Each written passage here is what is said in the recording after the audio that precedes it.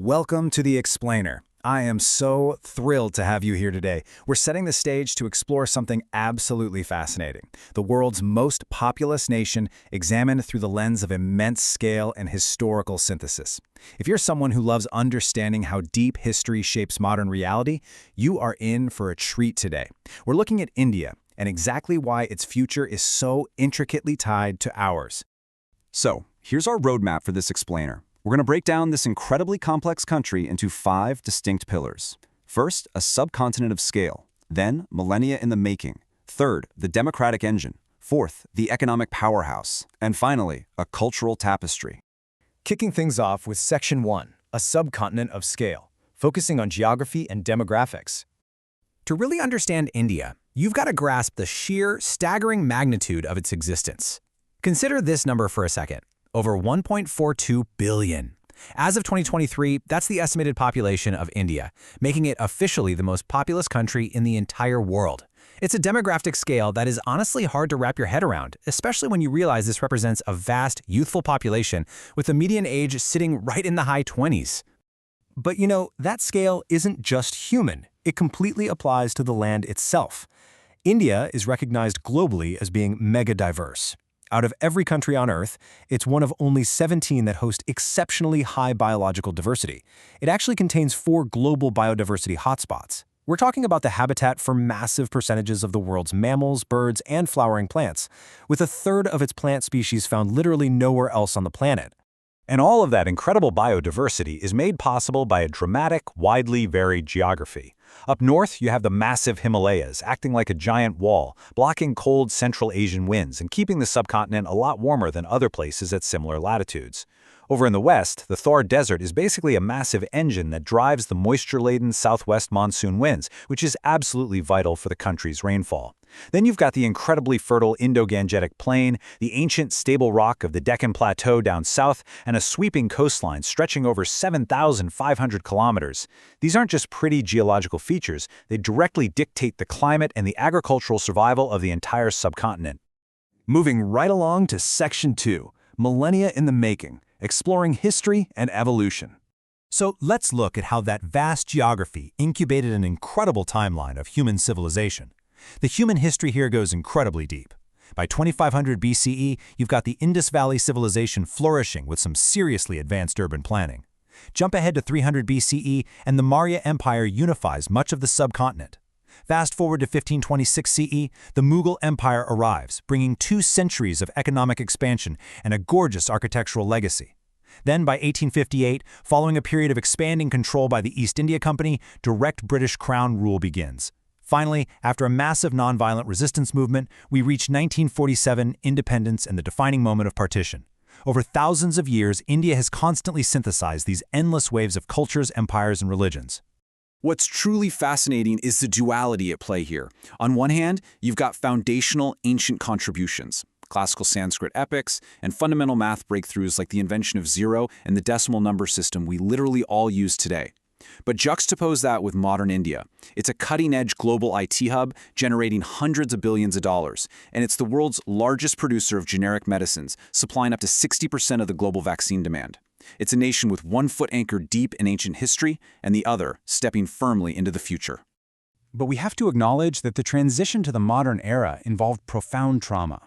In 1947, the British Indian Empire was partitioned into 2 independent dominions, a Hindu-majority India and a Muslim-majority Pakistan. This division triggered an unprecedented migration and a deeply tragic, large-scale loss of life. It's a complex and painful turning point that permanently defined the borders, demographics, and the geopolitics of modern South Asia. That brings us to Section 3, the democratic engine, where we'll look at government and politics. How do you even govern a nation with this kind of staggering scale? Well, the crucial point is that India is the world's most populous democracy. It operates as a federal parliamentary republic, organized into 28 states and 8 union territories. While there's a president who acts as the head of state, the real executive power is held by the prime minister. All of this is anchored by their 1950 constitution, which established a secular democratic republic out of immense regional diversity. And importantly, it formally abolished the practice of untouchability. Out on the global stage, post-independence India wasted no time charting its own course. Right in the middle of the intensely polarized Cold War, India helped pioneer what's known as the non-aligned movement. Basically, this was a forum for countries that chose not to formally align with or against any major power bloc. It was a very clear assertion of India's newly won sovereignty, setting a precedent of strategic autonomy that they actually still practice today. Over the decades, the political leadership has evolved quite a bit. From 1947 to 1964, Jawaharlal Nehru served as the very first prime minister, establishing that foundational secular republic. Later on, Indira Gandhi led the country through the agricultural Green Revolution, but also through a controversial state of emergency in 1975, where civil liberties were temporarily suspended. Today, since 2014, Narendra Modi serves as prime minister, which actually marks a significant shift, as he's the longest-serving non-Congress party prime minister. You could see a real evolution here, moving from a dominant single-party era right into a dynamic, multi-party coalition landscape. Let's pivot now to Section 4, the economic powerhouse, focusing on growth and industry. Just wrap your mind around this number, 522 million. That is the size of the Indian labor force today. It's the world's second-largest workforce. The sheer amount of human capital represented by that figure holds just immense economic potential for both domestic growth and global market influence. And that massive labor force is driving a truly historic pivot. Historically, India was a heavily agrarian society, but look at the breakdown today. Agriculture represents 18.1% of the GDP, industries at 26.3%, and the service sector massively dominates at 55.6%.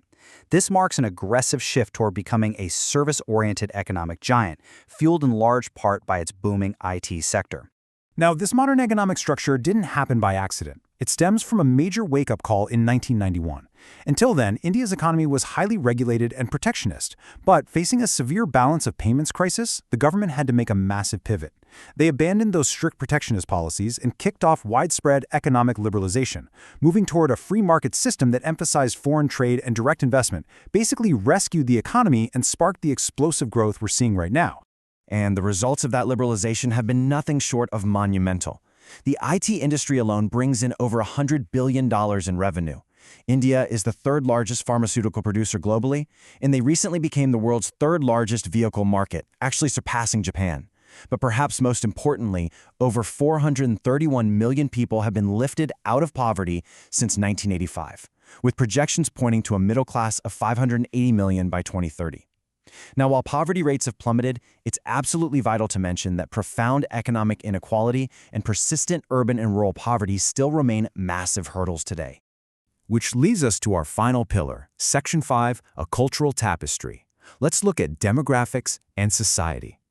Religion is just deeply woven into the fabric of Indian culture, and the diversity of belief is staggering.